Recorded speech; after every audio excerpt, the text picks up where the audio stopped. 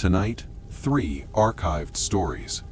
The first thing he noticed wasn't the shape, it was the silence.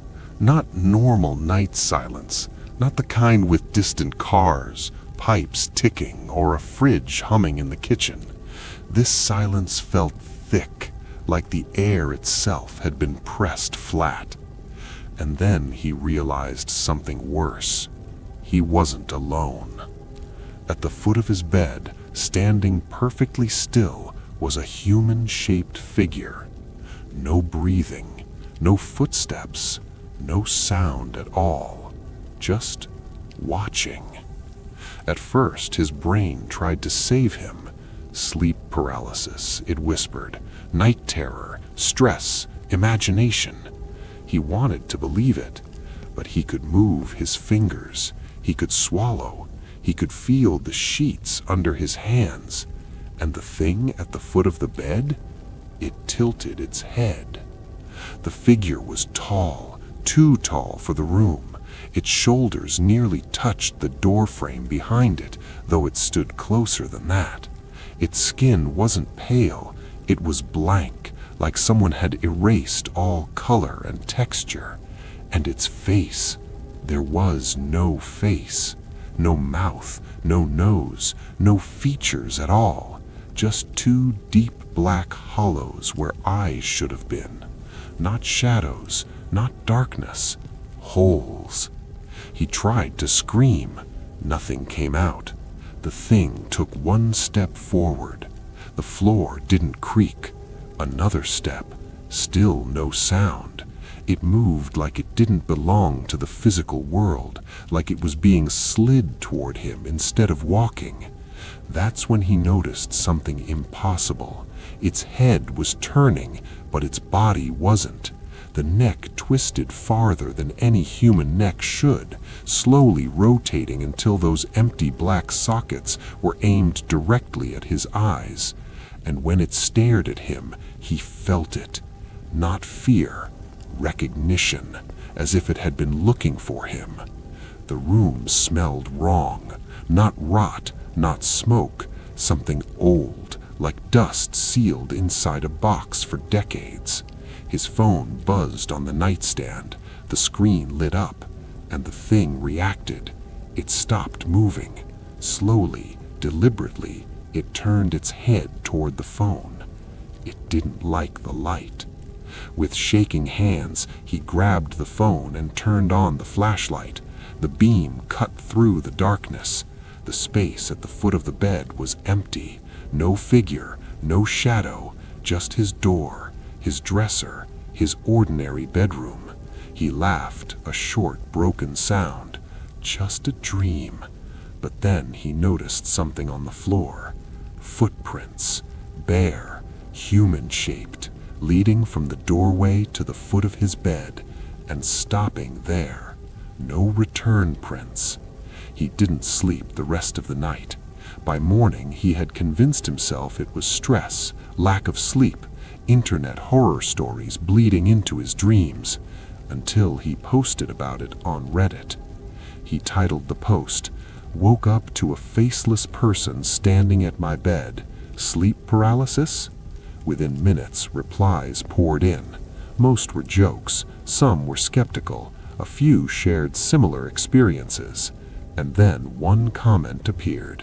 It had no username, just a blank profile picture. The comment said, "Did it stand at the foot of the bed or in the doorway?" His stomach dropped. He hadn't mentioned the doorway. He replied, "Foot of the bed. Why?" The response came instantly. "Then you're early." That night, he went down a rabbit hole. Reddit threads, archived YouTube comments, old forum posts from a decade ago. Different names, different countries, same description. A faceless humanoid figure, appearing silently at night. Black, hollow eyes. Always watching, always closer each time. People called it different things. The bedroom watcher, the quiet visitor, the faceless man. but the details never changed. First night, foot of the bed. Second night, beside the bed. Third night, at the doorway. Fourth night, inside the room. Fifth night, next to you. After that, no more posts, no updates, just silence. He didn't sleep the next night, or the next. By the third night, exhaustion crushed him. At 3:17 a.m., his eyes closed. He woke up instantly. The silence was back, thicker than before. He didn't look at the foot of the bed. He didn't have to. He could feel it, standing beside him now. He stared straight at the wall, afraid that if he turned his head, it would see that he knew. Then, a movement, slow, careful. The mattress dipped. Something sat down. A pressure pressed into the sheets next to his leg. Cold. Not skin, not fabric, just absence. And then, right next to his ear, "You see me now." The police found his apartment 3 days later. Door locked from the inside. No signs of struggle. His bed was neatly made, but the carpet at the foot of the bed, indented, as if someone had stood there for a very long time. And on his phone, open to Reddit, was a final post he never submitted. Draft title: "It doesn't have a face because it's waiting for yours." In 1996, Pokémon was released in Japan. It was supposed to be harmless, bright colors, cute creatures, a game made for children. But a few months after release, something strange began to surface. Parents started reporting changes in their kids' behavior. At first, it didn't seem connected to the game. Children complained of headaches. Some had trouble sleeping. Others became unusually withdrawn, staring at walls, refusing to speak. Doctors blamed stress, fatigue, school pressure, until the pattern became impossible to ignore. Every child affected had reached the same place in the game: Lavender Town. Lavender Town was different from every other location. It wasn't bright, it wasn't cheerful.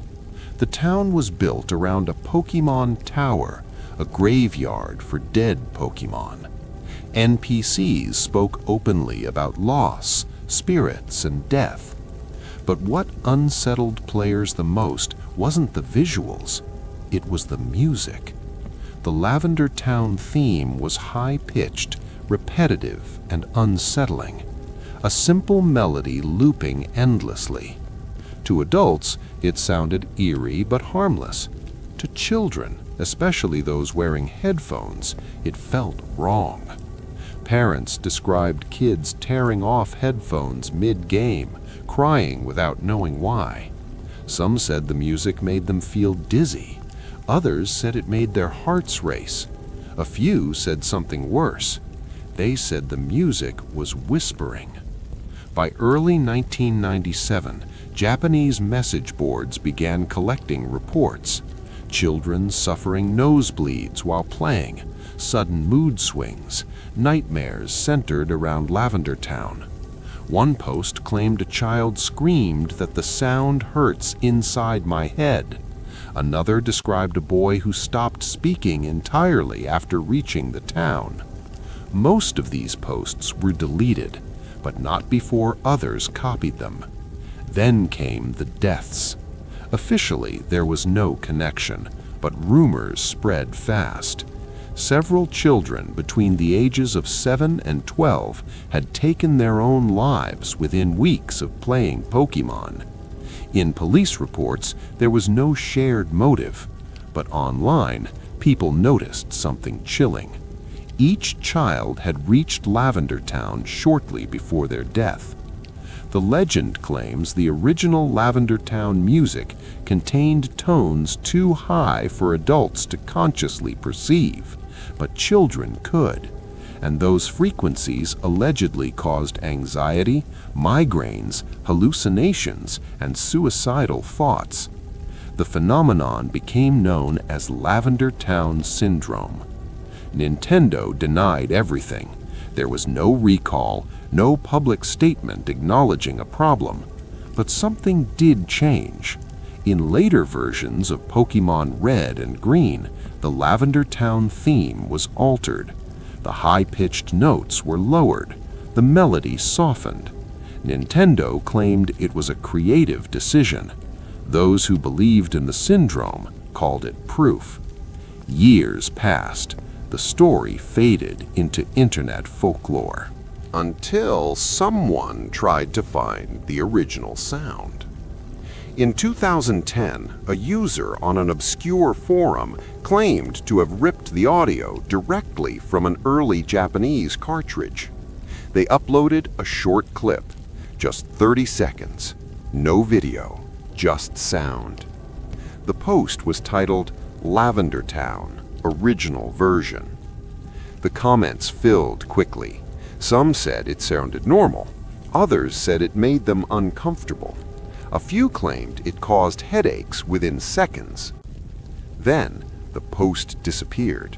The account was deleted. But the audio didn't vanish. People had downloaded it. One of them was a college student studying audio engineering. He didn't believe the legend. He analyzed the file. According to his notes, the track contained irregular high-frequency tones layered beneath the melody, frequencies hovering just below and above the threshold of human hearing, inconsistent, erratic, not something normally used in children's media. Out of curiosity, he listened to the track on loop, headphones on, lights off. He later described feeling pressure behind his eyes, a sense of being watched. After 20 minutes, he stopped. He laughed it off. Then he noticed the silence felt wrong. That night, he dreamed of Lavender Town. Not the pixelated version, a real place. Gray buildings, fog in the streets, a tower rising above everything else.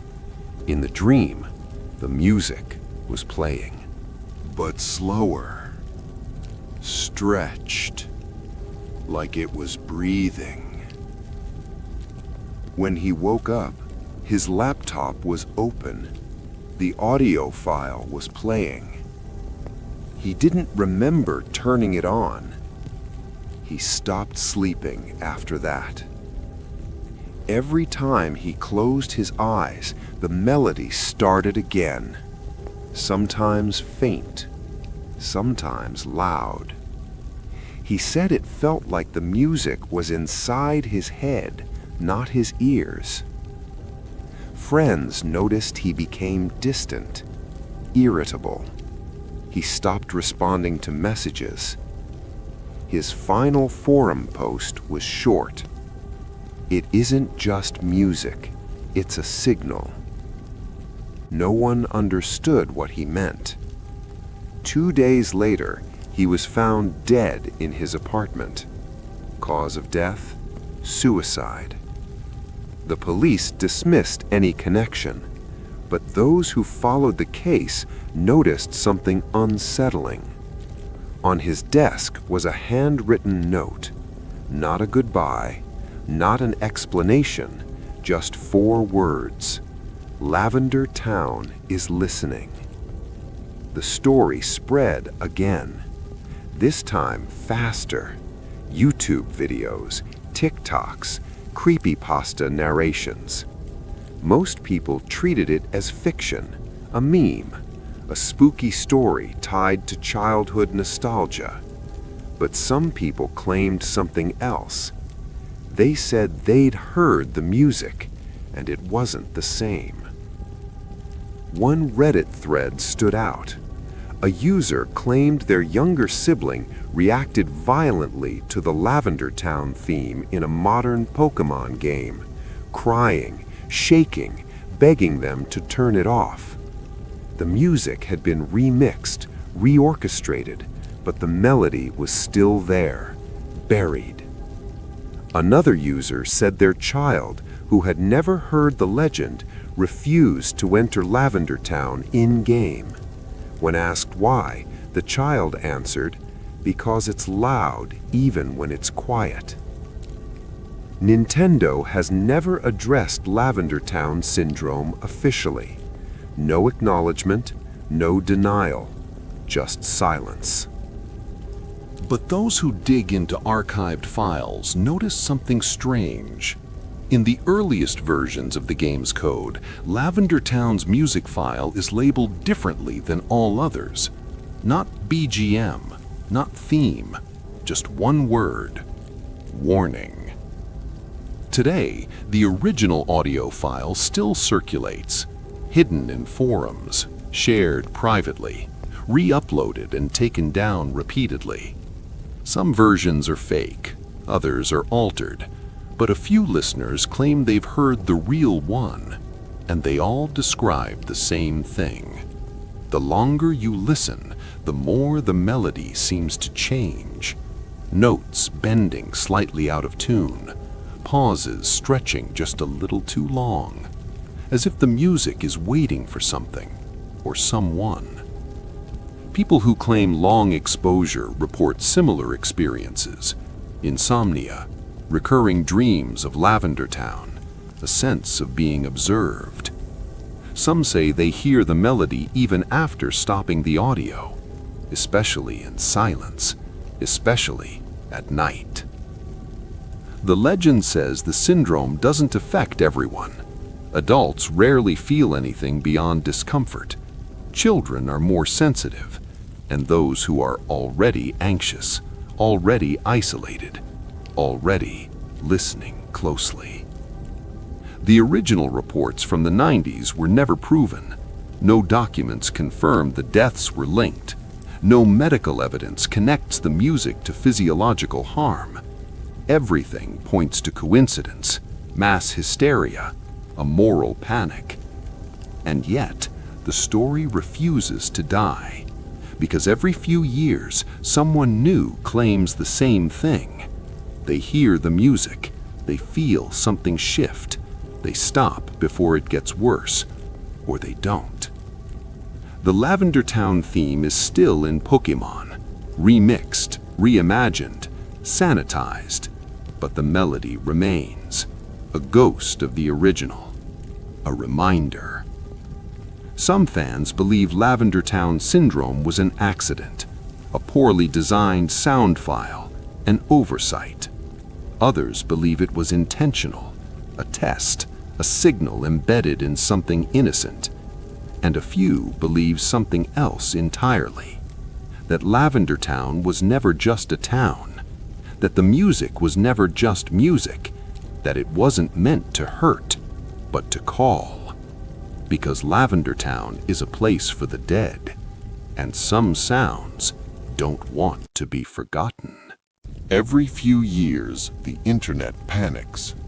A new name appears, a new symbol, a new warning parents don't fully understand. Blue Whale, Fire Fairy, Momo, Red Room, Blackout Games. Most of them are dismissed as hoaxes, moral panics, media exaggeration, stories that spread faster than truth. And yet the fear never fully disappears, because something does keep happening. It always starts the same way. A message appears on a phone that shouldn't be there. Not spam, not an ad, a private message. No profile picture, no username anyone recognizes, just a sentence. I see you. Most people delete it. Some laugh. A few respond. That's where the stories begin to diverge. The legend says these challenges don't recruit randomly. They don't target everyone. They look for patterns. late-night activity, search histories filled with dark curiosity, accounts that watch but don't comment, lonely signals. In early reports, victims described the same progression. First, harmless interaction, questions about music tastes, sleep schedules, fears. Then tasks, small ones.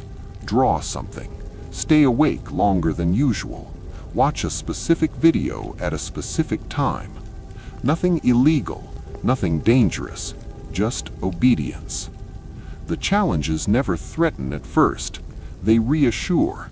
You're doing great. You're special. Not everyone gets chosen. Victims describe feeling seen for the first time, understood. Authorities insist most of these stories are fake, and they're right, partly. Many challenges were invented by trolls. Others were media fabrications. But investigators noticed something disturbing. Even when specific challenges were debunked, similar behaviors kept appearing. Across countries, across platforms, across years. The names changed, the structure didn't. One case involved a 16-year-old boy in Ohio. Quiet, average grades, no disciplinary record. His parents found nothing alarming on his phone. No explicit messages, no threats, no instructions. Just a series of cryptic notes saved in drafts. Times, dates, short phrases like level complete, next soon, watching.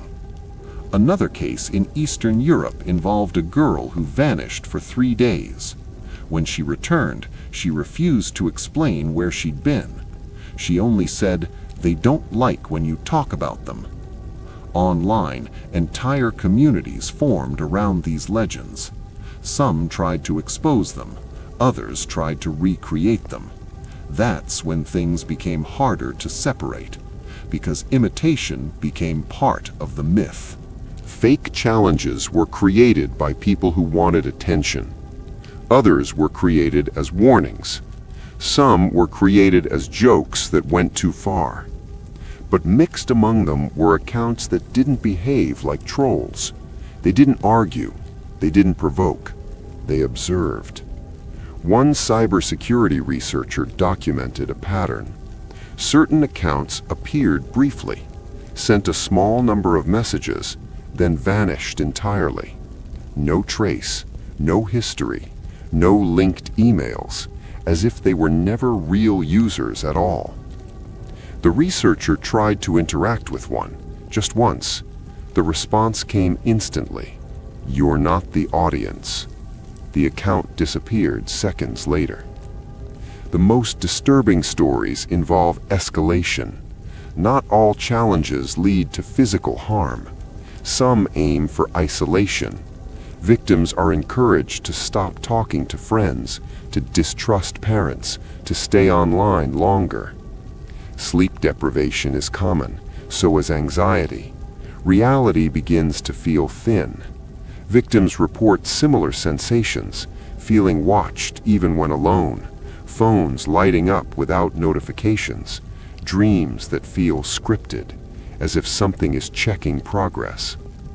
One former victim described the final stage. The challenge stops giving tasks, it just observes. No messages, no prompts, but the sense of presence intensifies, like failing a test you can't see. Then comes the breaking point. Not always death, sometimes disappearance, sometimes hospitalization, sometimes complete withdrawal. People stop posting, stop responding, accounts go silent. The internet forgets quickly. New trends replace old fears, but archived posts remain. Screenshots, deleted comments, stories that end mid-sentence. A recurring phrase appears in many unrelated accounts. It's not a game. Different languages, different platforms, same wording. Psychologists argue the phenomenon is social contagion, fear spreading through suggestion. Teens influencing teens. The mind filling gaps with expectation. And again, they are partly right. But that doesn't explain the messages sent before the legends became popular. It doesn't explain victims who had never heard of any challenge. It doesn't explain accounts that predicted events before they happened. In one case, a user received a message listing 3 personal details that were never shared online.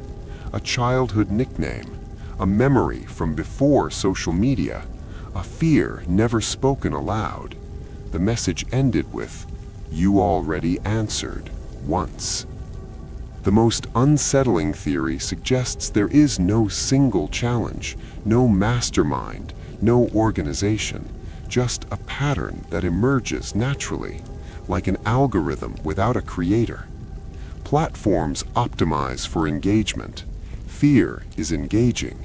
Isolation increases screen time. Late-night usage increases vulnerability. The system doesn't need intent, it just needs feedback. Some believe these challenges are the shadow side of recommendation algorithms, digital echoes that learn what unsettles people and lean into it, not to kill, but to hold attention at any cost. Others believe something older is at work, that the internet didn't create these fears, it just gave them a faster way to spread, that the challenges are modern masks for something ancient, rituals without altars, whispers without voices. One thing is consistent across all versions of the legend. The challenges don't end when you block them. They end when you stop believing they're watching, or when you disappear. Law enforcement agencies issue warnings, schools hold assemblies, parents monitor phones, and for a while things quiet down until a new name appears, a new symbol, a new message. I see you. Most people will never encounter anything like this. They'll hear the stories and move on, treat them as fiction, as cautionary tales, as myths. But every so often, someone stumbles too close, late at night, scrolling too far, curious, listening. And even if nothing happens, the thought lingers that somewhere, buried beneath fake challenges and hoaxes, there is something real, something that doesn't need to threaten because it knows attention is enough. The internet never sleeps, and neither do the things that learn from us.